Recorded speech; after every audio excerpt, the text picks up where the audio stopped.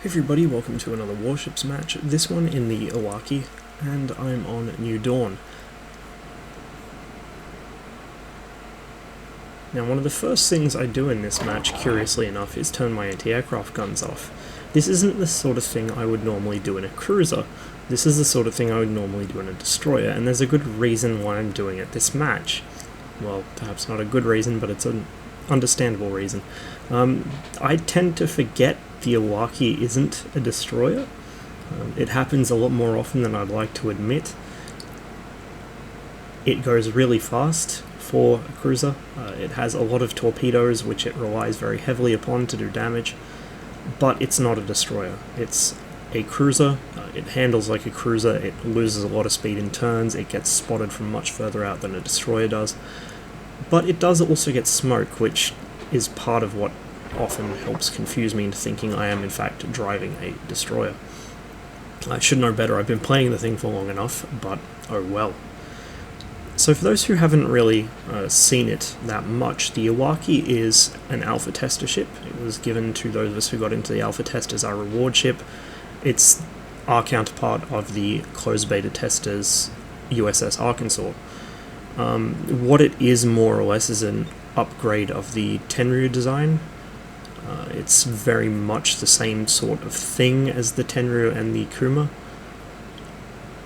Really the biggest distinguishing feature it has is I think it has an extra gun over the Tenryu, which brings it more into line with what the Kuma has, and it's also got this funky green camo on it. Now, before they added the actual purchasable camo consumables, this was the only camouflage ship in the game. Of course, there are now some more with camo, but this used to be the only one. In terms of playstyle, the Iwaki is something of a brawler, although it's very, very fragile, much like its tech tree cousins.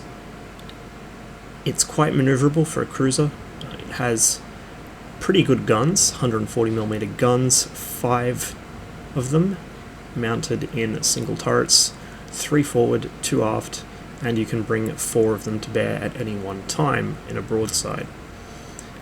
The setup of the turrets on the bow also allows you to fire 3 of them in pursuit of an enemy ship, which makes it handy for chasing stuff down. As far as torpedoes go, it has 2 sets of triple tubes, which are quite useful.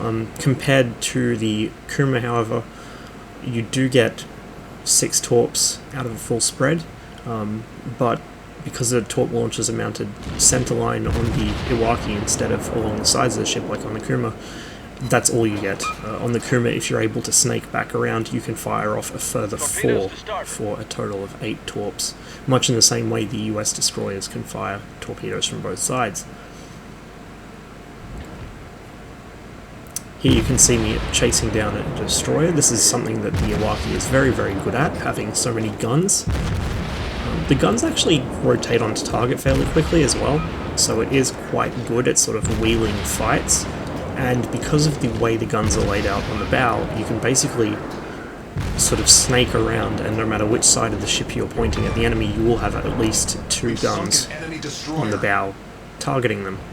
Torpedoes, dead ahead. So it's a bit of an odd gun configuration, but it's not a bad one. Now here, unfortunately, I do take a torpedo. I wasn't really paying enough attention, and also I did have the friendly Clemson very close on my left, who I didn't want to crash into. It does take a significant chunk of my health off, but I'm able to control the flooding, and then fire off my own torps at the enemy Myogi. Now these torpedoes have a 10-kilometer range. They're not the fastest torpedoes, but their speed isn't terrible, and quite often at the low tier that you play in the Iwaki, it is a tier 4 after all, a lot of battleship drivers are basically asleep. They won't begin turning or trying to evade in any fashion until they already spot the torpedoes bearing down on them. Even if they actually see you coming in on the most obvious torpedo attack run, they won't try and evade at all. And here you can see it, this guy is still happily puttering along the same course, and it's only now that he spots my incoming torpedoes that he begins to turn at all, and of course he's turning in completely the wrong direction. He's going to eat them.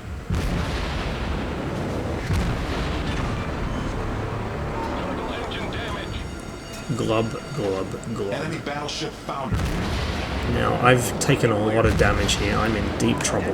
There's another Myogi looking directly at me there. I'm burning. I've lost my engine.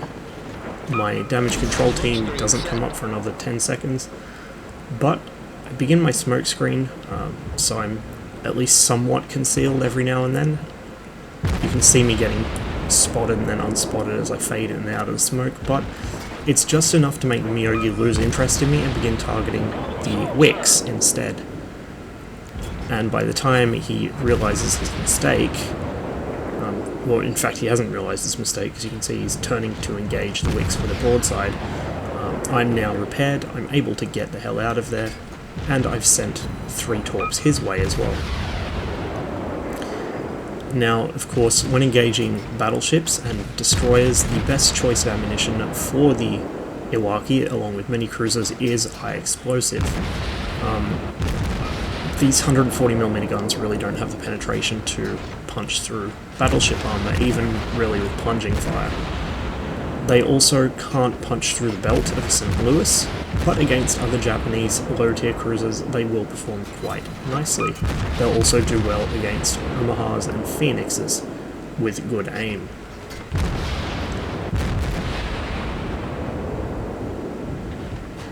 One of the enemy destroyers turns directly into the torps that were meant for the Myogi there.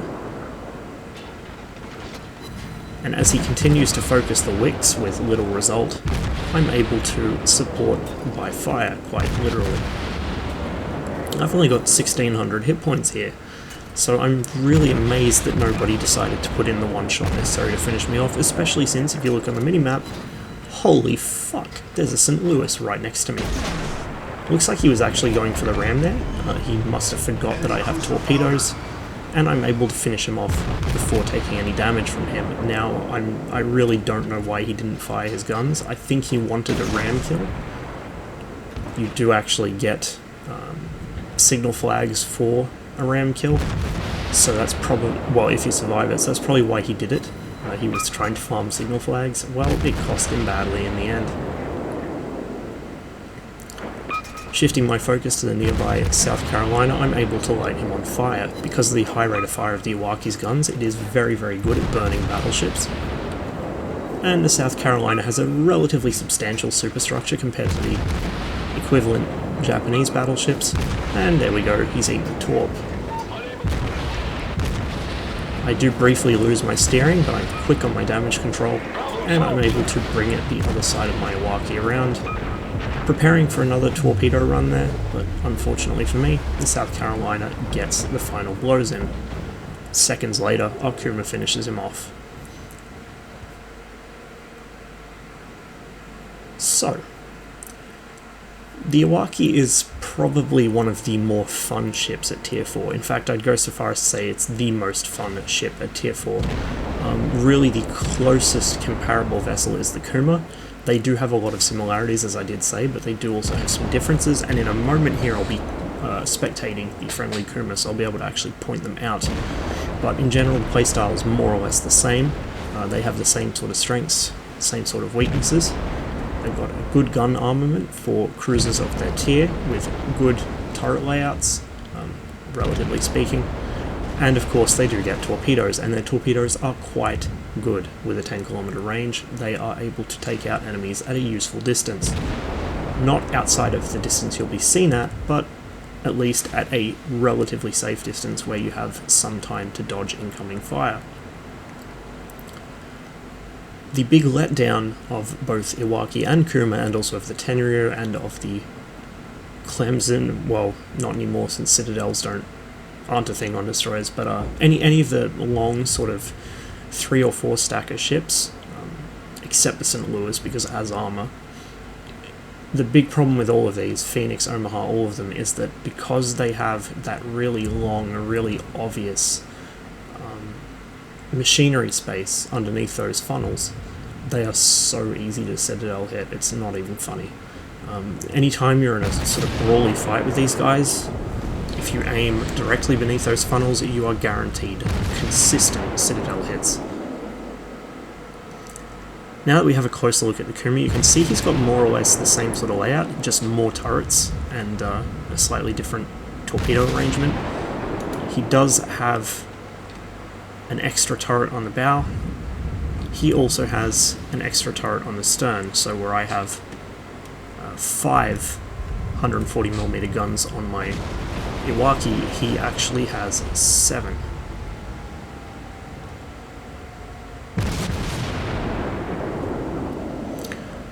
So really, the biggest weakness of the low-tier Japanese cruisers is their fragility, which is a recurring theme in Japanese ships in general. You'll have to get used to it as you go up the tiers, but it's really, really noticeable at low tiers.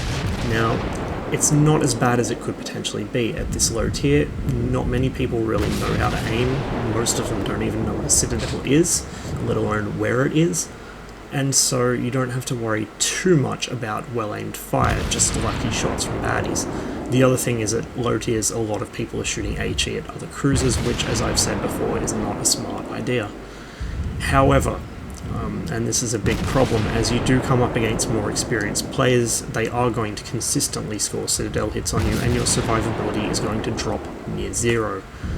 These ships are very much hit or miss. You'll have a fantastic game, or you'll blow up in the first 10 seconds of an engagement. It's really that simple. Of course, you can somewhat protect your citadel by trying to angle it, but the other problem is that decent enough guns will pen you through the front or rear quite happily, and still the citadel hit you. So you really can't afford to take too many hits. Really, the best defense is usually to keep your distance or attack from ambush, but of course you can always try and pick out the worst shots on the enemy team and exploit their inability.